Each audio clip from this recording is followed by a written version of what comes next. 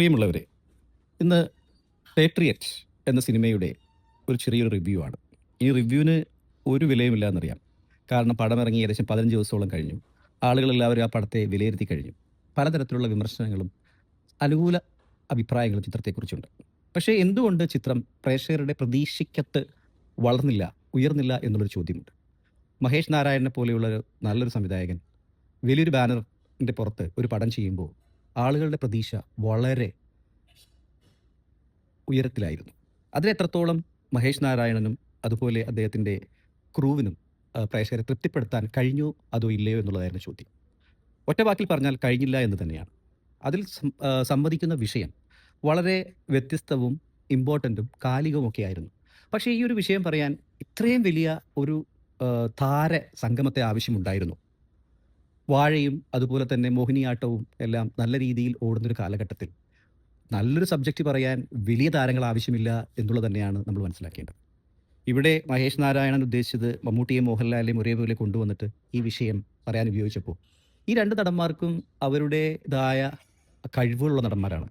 ഒത്തിരി ഒത്തിരി ആ, വേഷങ്ങൾ തമിർത്താടി പ്രേക്ഷകരെ ഇരുത്തി കരയിപ്പിച്ചവരും ആനന്ദിപ്പിച്ചവരും എല്ലാവരുമാണ്.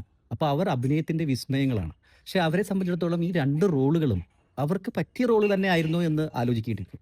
മമ്മൂട്ടിയെ സംബന്ധിച്ചിടത്തോളം ഒരു വ്ളോഗർ, മമ്മൂട്ടിക്ക് എന്ത് ചെയ്യാനാണ് അതിലുള്ളത്? മമ്മൂട്ടിയുടെ ഒരു അഭിനയ സാധ്യത ഏത് തരത്തിലാണ് മഹേഷ് നാരായണൻ അവിടെ ഉയർത്തിക്കൊണ്ടുവന്നത്? ഒന്നുമില്ല എന്ന് തന്നെ പറയാം. അതുപോലെ തന്നെ മോഹൻലാലിനെ സംബന്ധിച്ചിടത്തോളം ഒരു കാലില്ലാത്ത ഒരു മനുഷ്യനായി അഭിനയിച്ചു. അതിലെന്താണ് മോഹൻലാലിനെ കൊണ്ടുവരാനുണ്ടായിരുന്നത്? ഒന്നും ഉണ്ടായില്ല. പ്രേക്ഷകർ മമ്മൂട്ടിയും മോഹൻലാലും ഒരുമിച്ച് വരുമ്പോൾ അവർ കൂടുതൽ പ്രതീക്ഷിക്കും. അവർ പ്രതീക്ഷിക്കുന്നത് ഒരു നരസിംഹവും അല്ലെങ്കിൽ ഒരു 2020യും ഒരു നമ്പർ 20 മദ്രാസ് മെയിലും ഒക്കെ ആയിരിക്കാം. നമ്പർ 20 മദ്രാസ് മെയിൽ പോലും ആ കാലത്ത് വിജയിച്ചില്ല. കാരണം ഒരു കള്ളുകൂടി ചിത്രം എന്ന പേരാണ് ആ പടത്തിന് കിട്ടിയത്. പക്ഷേ മമ്മൂട്ടിയും മോഹൻലാലിനെ കൊണ്ടുവരുമ്പോൾ അവർക്ക് തുല്യ പ്രാധാന്യമുള്ളതും അഭിനയ സാധ്യതയുള്ളതും ജനങ്ങൾക്ക് ഇഷ്ടപ്പെടുന്ന രീതിയിലും വേണം അവരെ മുന്നിലേക്ക് കൊണ്ടുവരാൻ. ഇവിടെ പേട്രിയറ്റ് തുടക്കം മുതൽ തന്നെ മമ്മൂട്ടിയും മോഹൻലാലും ഒരുമിച്ച് അഭിനയിക്കുന്നു എന്നുള്ള ഒരു ഇമേജ്, ഒരു പബ്ലിസിറ്റി, ഒരു പ്രൊമോഷൻ കൊടുക്കുകയും പക്ഷേ പടത്തിൽ മോഹൻലാൽ എന്ന് പറയുന്നത് ഒരു കമിയോ എന്നൊരു ഒരു ലോങ് കമിയോ എന്ന രീതിയിൽ വന്നു പോവുകയുമാണ് ഉണ്ടായത്. അതിൽ കൂടാതെ തന്നെ അദ്ദേഹത്തെ കൊല്ലുകയും ചെയ്തു. അതോടെ ഫാൻസുകൾക്ക് അതൊരു എന്താണ് ഒരു ഇഷ്ടമില്ലാത്ത കോലത്തിലേക്ക് അത് മുന്നോട്ട് പോയി. പ്രത്യേകിച്ചും നരസിംഹം എന്നൊരു സിനിമ എടുത്ത് നോക്കുകയാണെങ്കിൽ മമ്മൂട്ടിയുടെ അതിലേക്കുള്ള ഒരു കമിയോ റോൾ എന്ന് വെച്ചാൽ ആരും പ്രതീക്ഷിക്കാത്തതായിരുന്നു.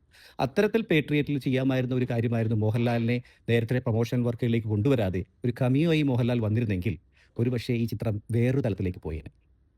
അതുപോലെ തന്നെ മോഹൻലാലിനെ കൊല്ലേണ്ട ഒരാവശ്യവും ഇല്ലാത്ത ഒരു കഥാഗതിയായിരുന്നു അത്. എന്തിനു മോഹൻലാലിനെ കൊന്നു?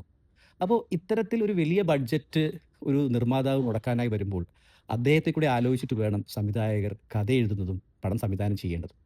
ഇത്രയും വലിയ ക്യാമ്പസിലും ഇത്രയും വലിയ ക്യാൻവാസിലും പറയേണ്ട ചിത്രമല്ല ദ പാട്രിയറ്റ്. അതിൻ്റെ മെസ്സേജ് സി യു സൂൺ പോലെയുള്ള ചെറിയ ചെറിയ മെസ്സേജുകൾ വളരെ ചെറിയ ബഡ്ജറ്റിൽ ചെയ്ത മഹേഷ് നാരായണന് അങ്ങനെ തന്നെ ചെയ്യാമായിരുന്നു. പക്ഷേ ഇവർ രണ്ടുപേരെയും യോജിപ്പിച്ചപ്പോൾ ഒരു പക്ഷേ അത്തരത്തിലുള്ള അഭിനയ സാധ്യതകൾ രണ്ടുപേർക്കും ഇല്ലായിരുന്നു. രണ്ട് ഫാൻസുകളെയും തൃപ്തിപ്പെടുത്താൻ കഴിഞ്ഞില്ല. ഒരു സർപ്രൈസും നൽകാതെ പടം പോയി എന്നുള്ളതാണ് ഇതിൻ്റെ ഏറ്റവും വലിയ പരാജയം. അതുകൊണ്ട് ഒരു നരസിംഹവും അതുപോലെ തന്നെ 2020യും പ്രതീക്ഷിച്ചു വന്ന മമ്മൂട്ടി മോഹൻലാൽ പ്രേക്ഷകർക്ക് കിട്ടിയത് ഒരു സി യു സൂട്ട് പോയി എന്നുള്ളതാണ് ഈ ചിത്രത്തിൻ്റെ ഏറ്റവും വലിയ പരാജയം. ഇനിയും സംവിധായകനും ഇതുപോലെയുള്ള ചിത്രങ്ങൾ നിർമ്മിക്കുമ്പോൾ അത് നിർമ്മാതാക്കളും ശ്രദ്ധിക്കുമെന്ന് കരുതുന്നു. നന്ദി.